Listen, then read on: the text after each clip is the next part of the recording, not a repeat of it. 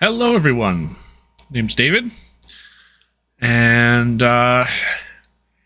welcome back to the Dragon Cave. So, in keeping with this channel's theme, I want to review some more books that I've read recently and talk about them, but I want to weave in some stuff about current events because the book that I'm wanting to review, The End of the World is Just the Beginning by Peter Zeihan, is very current, very recent, and very relevant. The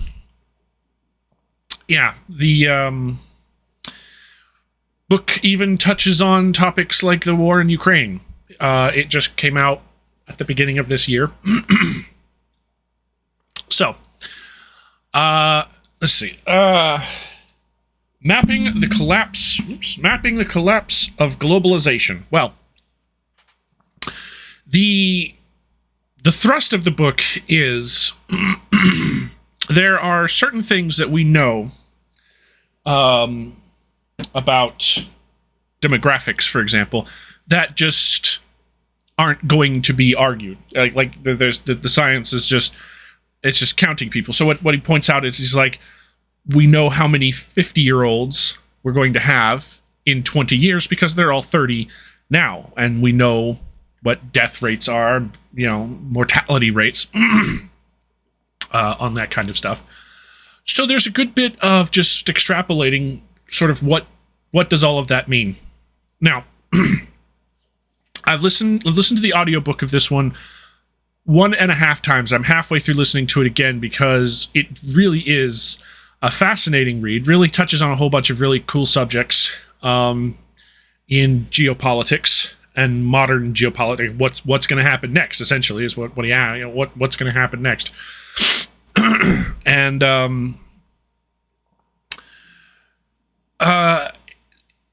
Peter, I think on the audiobook that I have, I think Peter Zeihan himself actually reads it. At least I think he does. I think it's narrated by the author. And he's kind of funny. he puts in a couple of quips and jokes and stuff in there, so it's a good listen to. It's an entertaining listen to. Great production, especially at 1.5 speed because I want to listen to it quickly. So one of the things he talks about is how we're moving into a world that historically we've never really we don't know what to do with it, or that we've never been there before. That is to say that we're moving into a place where there will be more retirees than there are 20-somethings and 30-somethings, younger adults, more people over the age of 40 than younger.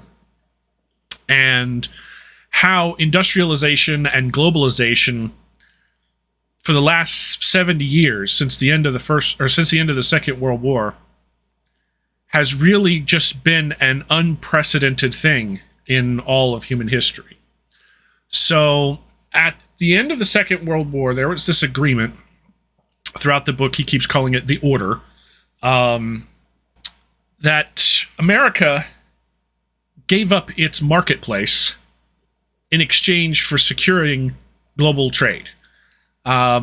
Basically, he said, like manufacturing leaving American shores was not a bug, that's a feature kind of situation. And for the first time ever, the world over had a security pact that made it possible to trade for everything with everyone, because the Americans secured the seas. They were the only ones that had a functioning navy and a large enough navy to patrol the whole globe's oceans. And the speed of industrialization and urbanization ramped up immeasurably fast in places where it otherwise wouldn't have taken off at all, like in China. So he mentions like how the boom in China's population came not so much of the Chinese just having a whole bunch of babies, but that their life expectancy went up by a huge amount. it happened there because the same expansion in life expectancy from medicine and better access to food and water and less crime, and because of, access to all this stuff, happened in all countries all over the world. It just took them longer. But by the time China got around to industrializing, all of the hard work had been done by places like Europe and America. And so, they started in the 80s, late 70s, and their population just exploded. Whereas in other places like Europe and America, it took it, decades or even hundreds of years for that same rapid industrialization to happen. So China's population naturally exploded because all these people were living longer, and it was economically capable. People were economically capable to have more babies and stuff. But that the death rate went down, and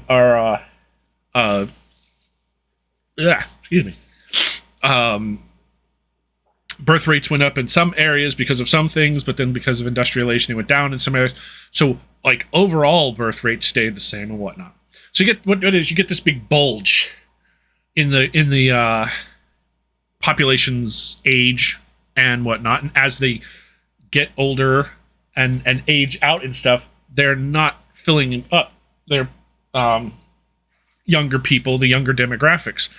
And so we're moving into a point in history where all over the world, you're going to see massive amounts of people moving into retirement. He mentioned one thing, the calendar years 2022 and 2023 are when the majority of the baby boomers in America are going to be going into retirement. So for the next 3 to 4 years, we're going to see a massive shift in our economics from people who are in the workforce making and doing and innovating and all that stuff, to retirees who don't make anything, and they're not generating, they're not paying taxes on their they take their assets and they move it into safer, more secure investments. They start spending their money, or they did the majority of their big spending, their cars, their houses, their investments, their education, and all that kind of stuff. They did that already. So their economic activity is just going to fall off. And in America, we have the millennials to step into their shoes, but not a lot of places in the world have that. And one of the places he talks about is like Russia and Crimea and Ukraine and Asia, and that whole section of how they're going to have it really bad. And he talks about the danger because apparently this population aging is coupled with the fact that America has backed off from this order. And in the very near future, between now and the 30s, the 40s, and 50s, 2030, 2040, 2050, parts of the world are going to have to try and figure out their own security situation. America simply just doesn't have the interest or investment to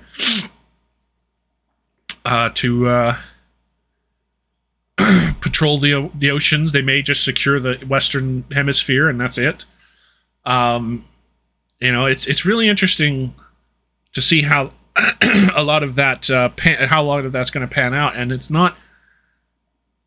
It doesn't paint a very pleasant possible future for us and what have you, but it's very very precise on pointing out a lot of how this is going to be unavoidable, simply because demographics will inform capability for collecting taxes to fund further urbanization and industrialization. I mean, he points out about how certain places like in the Gulf states and what have you import everything, and without the order, where are they going to get it from? So it's a very interesting book. He has a couple of other books. I haven't read any of those. His website also has a whole bunch of newsletters and little educational bits that you can go and further do on that. I might very well do. I learned about it from Sam Harris's podcast. He brought him on for an interview and had another person on there just to help him, with the stuff that Sam wasn't familiar with in this geopolitical situation, what have you. But yeah, really fascinating read. I'm looking forward to reading it again and finishing it for the second time, or whatever. And highly recommend it. Would love to hear what y'all have to say about it. Your comments on the current situation of stuff. After this one goes up, I want to review this one next. The Master and His Emissary. This one was, let me tell you, I listened to this one. Man, this was a heck of a. It's a brain doctor. He's not even a surgeon. He's not even a doctor. He's like a. I think he said it. He studies brains. He's a neurophysicist or neuroscientist or whatever, and he studies the left brain, right brain splits and synergies and things.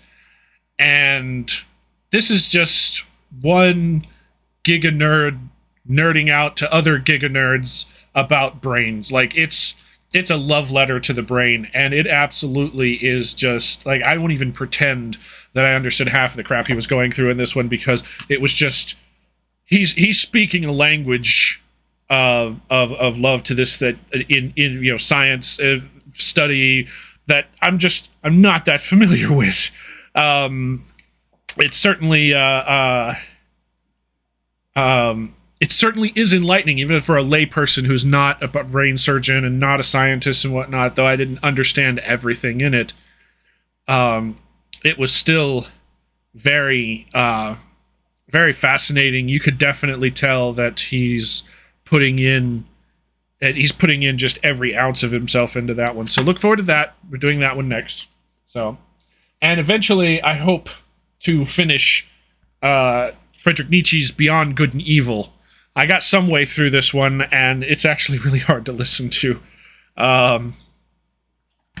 as is these big, heady books. But I figured after the history of Western philosophy, I should have gotten this one and seeing, because this is really where he says, things started to change. So look for those in the future. I'll be doing those. As for The End of the World is Just the Beginning by Peter Zeihan, I love it. I'm a sort of a political nerd, so I guess that would appeal to me. But fascinating how he breaks down stuff. Have a great day, and see you next time.